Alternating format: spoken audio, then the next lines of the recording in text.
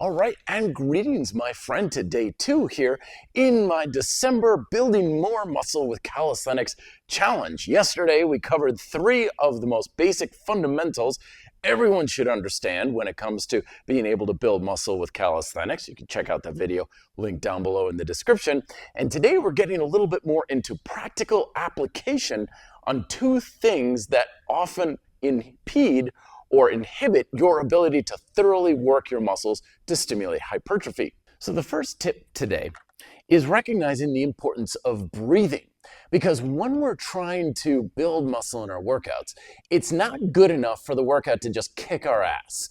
There's a lot of ways that the workout or the exercise can be very, very hard and not really all that hard on the actual muscle, which is what we want. And one of the ways that happens is if our breathing is really sucky.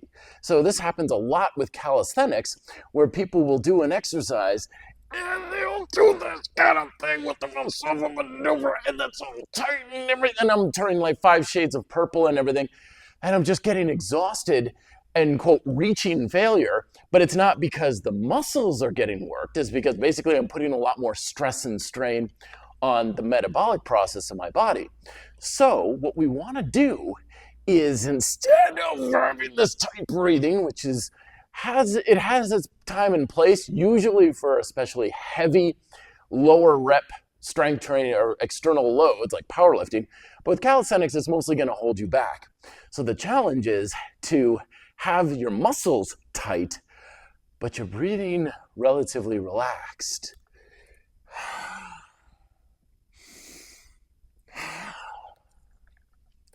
If you can breathe smoothly, and it can be inhibited a little bit, but if you can still breathe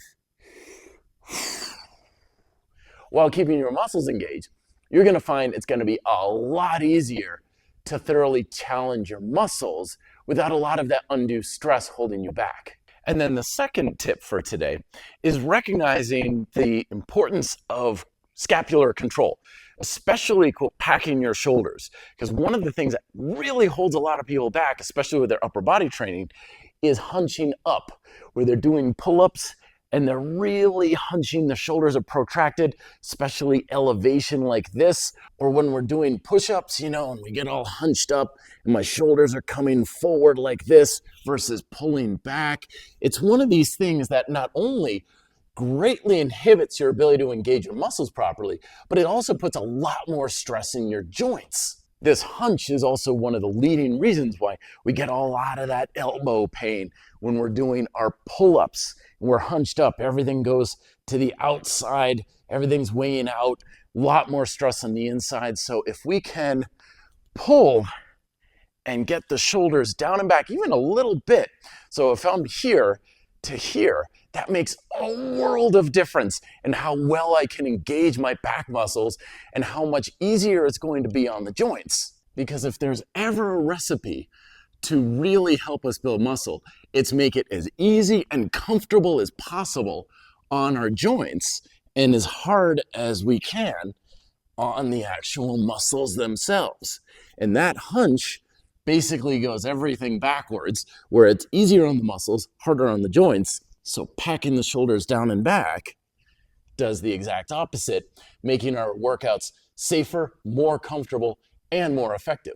So don't forget to subscribe and hit the notifications, because again, I'm coming out with new videos every single day now through December 24th, with 2 tips in each video on how to improve your ability to build muscle with calisthenics. You can check out yesterday's video right here, as well as one of my favorite micro workouts that can help you apply calisthenics for building muscle. Thank you very much for watching. See you tomorrow. Be fit and live free.